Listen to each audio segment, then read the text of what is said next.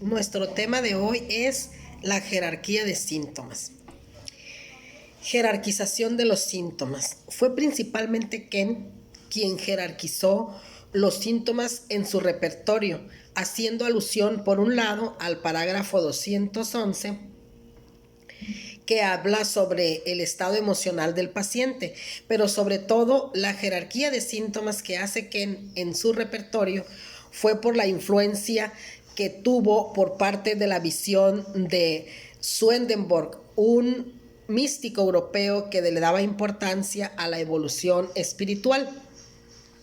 En 1890, Ken era profesor en el posgrado de homeopatía de la Escuela Médica de Filadelfia hasta 1899. Durante ese año, Ken perdió a su primera esposa y a raíz de eso estudió la obra de Swedenborg, que influiría notablemente en su manera de pensar. Ken adoptó la filosofía de ese personaje místico e hizo su jerarquía de síntomas de lo mental a lo particular. De hecho, algunas escuelas homeopáticas francesas y Politécnico critican a Ken porque dicen que le vino a dar un carácter metafísico a la homeopatía, donde uno puede perder la objetividad de los síntomas, característicos raros y peculiares. Síntomas mentales, no personalidad. Es muy discutido lo que se entiende por síntomas mentales y es muy común que el recién iniciado confunda la personalidad del paciente con síntomas mentales y erróneamente se prescribe más por lo primero que por esto último. Es necesario leer el parágrafo 211 en todo su contexto, mínimo desde el parágrafo 209 al 215, donde Hahnemann comienza mencionando que antes que todo el síntoma debe ser característico y peculiar, y no hay remedio experimentado en una persona sana que no altere también el estado emocional, por lo que aún en una enfermedad aguda podemos ver cómo se altera este orden mental. Estos síntomas mentales, cuando son característicos, son más llamativos e individualizan al paciente. Por lo que cuando el individuo enferma, cambia su personalidad o se altera y surgen síntomas mentales que se acrecientan más que los físicos. Interesa saber cómo se modifica el estado psíquico del enfermo de una manera única y peculiar, pues estos son los síntomas mentales y no lo anterior a la enfermedad, que es parte de su propia personalidad. En el parágrafo 215, casi todas las llamadas enfermedades mentales y emocionales no son nada más que enfermedades somáticas, en los que está acrecentado y predomina el síntoma de la mente y el carácter.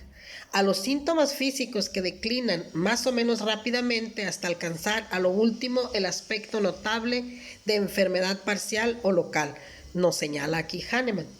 Definiendo ahora los síntomas generales. Para ser considerado síntoma general tiene que tener como característica que afecta toda la economía del cuerpo y no solo una parte de él o un órgano en especial. Estos síntomas hablan de mejorías y agravaciones en general o algún elemento que es capaz de alterar todo el organismo. Por ejemplo, para que en una persona se le considere que tiene lateralidad izquierda, al menos debería contar con 3 síntomas de diferentes partes del cuerpo que comienzan o se manifiestan en ese lado. Pero un solo síntoma no basta para considerar la lateralidad como algo general. Por otro lado, en el repertorio, en el capítulo de síntomas generales, se encuentran también patologías clínicas que podrían ayudar para conocer qué remedios expresan síntomas similares a esa enfermedad. Pero es importante subrayar que no se prescribe por la patología por sí sola, por lo que se debe tomar en cuenta la totalidad sintomática característica y si el remedio seleccionado por esas particularidades o peculiaridades está dentro de esas rúbricas patológicas, entonces se puede prescribir con mayor confianza, hablando de deseos y aversiones y síntomas confirmatorios. Es de mucha ayuda para el recién iniciado para usar los síntomas de deseos y aversiones y otros síntomas generales como síntomas confirmatorios a la hora de hacer el análisis diferencial y seleccionar el remedio a prescribir.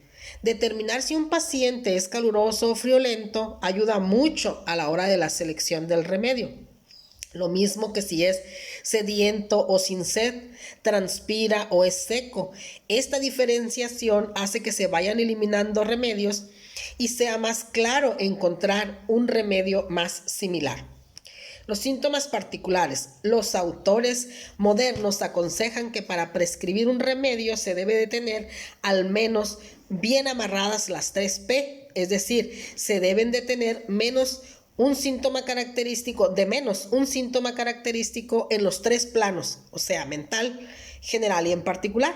Con respecto al plano particular, frecuentemente en estos síntomas encontramos un keynote importante que confirma el remedio o es la clave determinante para encontrar el remedio en los casos que no son tan claros o muy iatrogenizados. Las modalidades. La modalidad no es un síntoma, sino que esto es lo que califica al síntoma. Es decir, le da un valor al síntoma y lo hace especial. Si el síntoma no está modalizado, entonces no tenemos un síntoma característico. En el repertorio podemos encontrar bastantes rúbricas que no están modalizadas y no ayudan mucho a la hora de la selección del remedio. Un síntoma que no está modalizado tiene un valor de 0 en la escala del 1 al 3 por lo general. Son las preguntas abiertas a la hora de interrogar las que nos ayudan a modalizar el síntoma para poder darle un valor y dependiendo de la espontaneidad y la intensidad con la que el paciente expresa, pues irá adquiriendo mayor valor ese síntoma. Los criterios para dar valor al síntoma. Frecuentemente se seleccionan tantos síntomas en un caso y es difícil jerarquizarlos.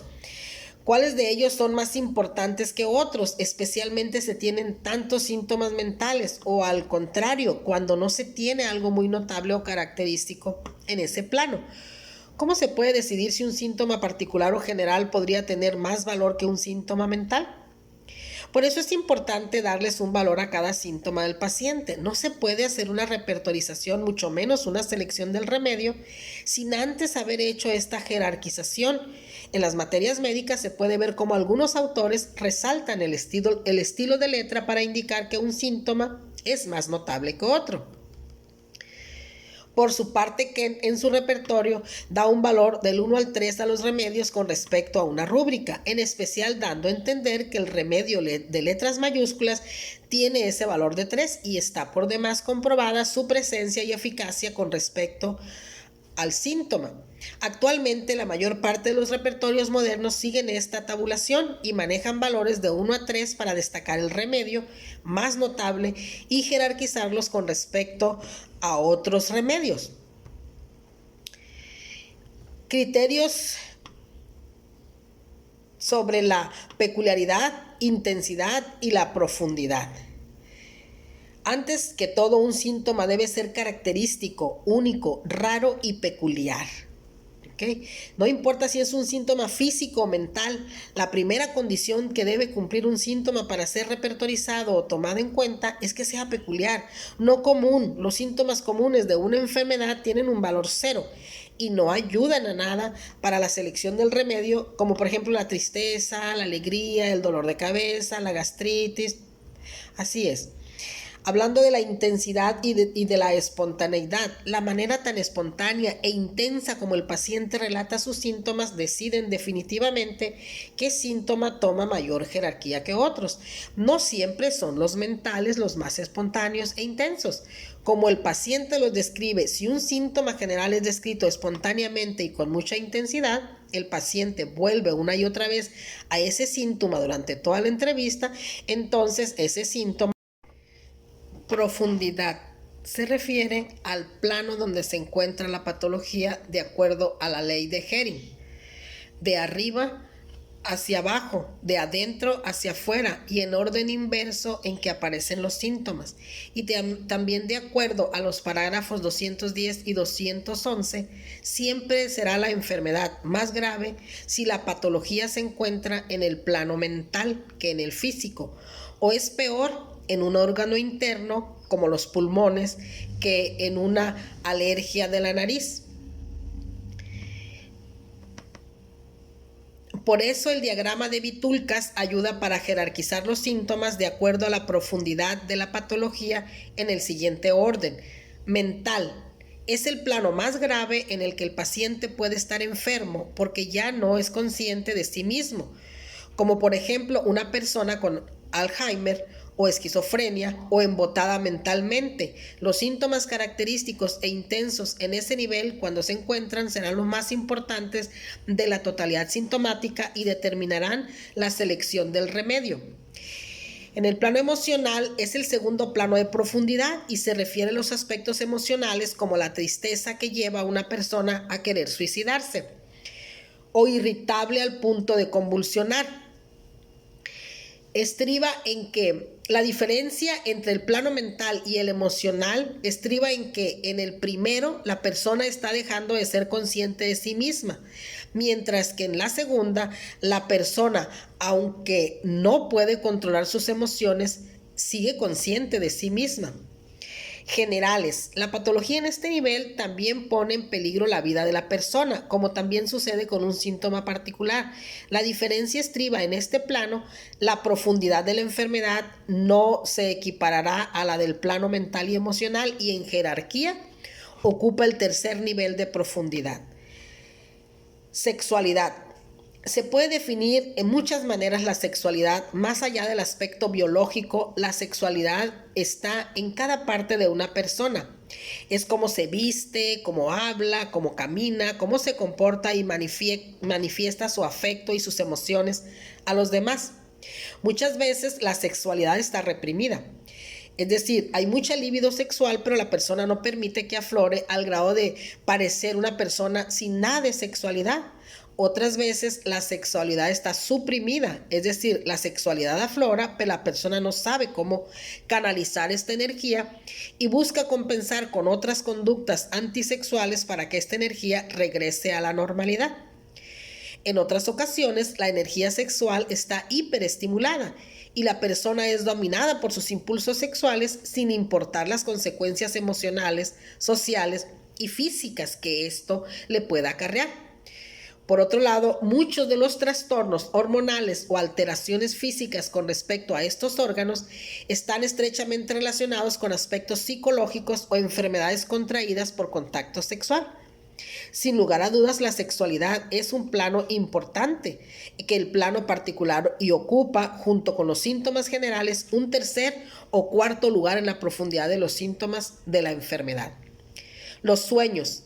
Este es otro plano que quizás destaca un poco más que el plano particular, ya que los sueños no pueden ser controlados y expresan aquella parte inconsciente o burda que individualiza al enfermo, aunque se dicen que los sueños pueden ser miedos o deseos del inconsciente. Lo cierto es que en este plano se pueden encontrar síntomas característicos que ayuden a la selección del remedio si no hay nada destacable en otros planos más profundos, locales o particulares, de todos los niveles. Es el más inferior de ellos y nunca podrá competir con un síntoma característico mental. Pero recuérdese que no todos los enfermos manifiestan su enfermedad en un plano mental o emocional. Son bastante los enfermos que sus síntomas mentales o emocionales son comunes con valor de 0, sin nada de característico, y lo que determina la selección del remedio es la peculiaridad de alguno de estos síntomas particulares. Por otro lado, no se olvide que aún dentro de los síntomas característicos particulares hay una jerarquía de ellos, de acuerdo a la profundidad del órgano o aparte del cuerpo que está siendo afectada, tomando mayor valor la parte interna que la externa, la parte superior que la inferior, de acuerdo a la ley de Hering. Este es un tema encantador porque nos ayuda a entender qué técnicas debemos seguir para poner en orden los síntomas del paciente, qué es lo que tiene más valor para repertorizar y que sea el indicativo de qué remedio se le va a prescribir al paciente, con el fin de llegar a su curación. Muchas gracias.